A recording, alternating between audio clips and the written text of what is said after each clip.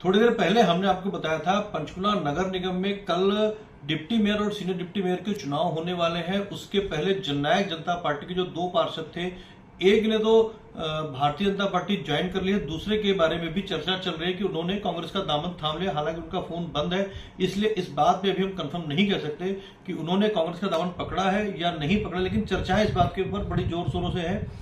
हमने आपको तब भी बताया था कि निर्दलीय उम्मीदवार है जो वार्ड 11 से, जो अभी इस विधानसभा चुनाव में कांग्रेस के साथ खड़ी नजर आ रही थी, उन्होंने भी अब भाजपा ज्वाइन कर ली है। मैं उन्हीं के घर में पहुंचा हूं इस बात को जानने के लिए कि आखिरकार भाजपा ज्वाइन की कांग्रेस को छोड़ करके, कांग्रेस का दामन छोड़ करके, तो आखिरकार आश्वासन क्या मिला, किस प्रकार का कोई आश्वासन दिया गया या नहीं दिया।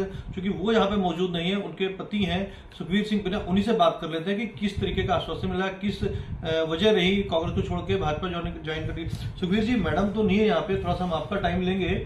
मैडम ने कांग्रेस का छोड़ के दामन भाजपा का दामन थाम लिया है। कल नगर निगम में मेयर, डिप्टी, सीनियर डिप्टी और डिप्टी मेयर के चुनाव होने वाले हैं, तो क्या आश्वासन मिला है? कोई आश्वासन के आधार पे आप गए हैं या कोई और वजह रही? सबसे पहला पॉइंट तो मैं आपको क्लियर करूं कि जैसा आपने कहा कि कांग्रेस का दामन छोड़ के बीजेपी का दामन थामा है, इस बात को मैं उचित नहीं समझता।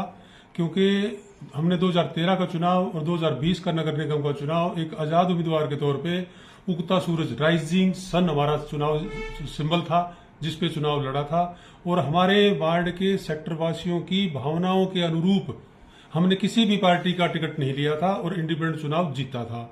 उसके बाद जो आपने सवाल किया कि कांग्रेस का दामन, विधानसभा का चुनाव आया, विधानसभा के जो कांग्रेस के कैंडिडेट थे वो हमारे पास आए, जो भी छोटी मोटी बातें मनमुटाव था दूर हुआ, और हमने उनको आश्वासन दिया कि ठीक है, हम हमारी जनता की भावनाओं के अनुरूप इस विधानसभा चुनाव में हम चंद्रमोहन जी का साथ देंगे। हमारी पूरी टीम ने उनका साथ दिया, चुनाव संपन्न हो गया, वो अपने घर, हम आजाद उम्मीदवार हम अपने घर। अब जैसे मुद्दा उठा, ये जो अपना नगर निगम में 2 पदों के चुनाव का समय आया, सरकार ने हमें याद किया। हमारे आज ही जैसे मैडम ओमवती पुनिया जी मुख्यमंत्री महोदय से मिले तो उन्होंने बताया कि भाई आपके बारे में बहुत चर्चाएं थी, इसलिए हम आपको बुलाया गया है और भाई पार्टी को आपकी सेवाओं की आवश्यकता है। तो मैडम ने तो एक ही लाइन की बात की कि हमारी वार्ड वासियों की, पंचकुला वासियों की जन भावनाओं के अनुसार जो भी विकास के कार्य नगर निगम या हुड्डा या पीएमडी वगैरह जो भी सरकारी संस्थाएं हैं वो सुचारू रूप से करें, ताकि जनता को उन सुविधाओं का फायदा हो। वो तभी हो सकता है जब कोई भी पार्षद जब तक सरकार के साथ मिलकर नहीं चलेगा तो वो उतनी पॉजिटिविटी नहीं आ सकती। हम जनता को संपूर्ण सुविधाएं उपलब्ध करवाने के आश्वासन पे ही, और हमने स्पष्ट कह दिया मुख्यमंत्री साहब को कि जी हम, कोई हमारी कंडीशन नहीं है ज्वाइन करने में, हम तो सिर्फ विकास के साथ हैं।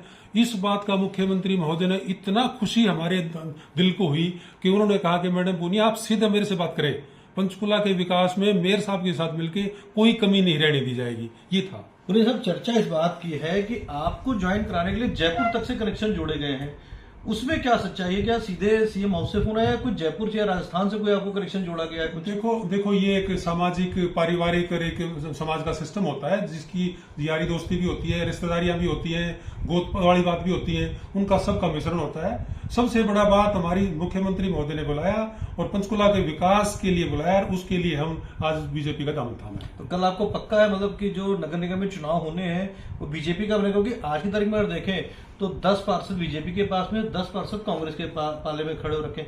बीजेपी को एक एज वोट मेयर का मिल रहा है, मतलब बीजेपी के खाते में 11 हो रहे हैं और एक 10 हो रहे, तो क्यों क्रॉस वोट होने की संभावना नजर नहीं आती आपको कुछ? देखो जी, हम एक कार्यकर्ता के तौर पे अपने वार्ड में काम करते हैं। इन किसी का क्रॉस वोट होना, किसी का खरीद फरोख्त करना, लेना देना, इन मामलों से हमारा कोई मतलब नहीं है।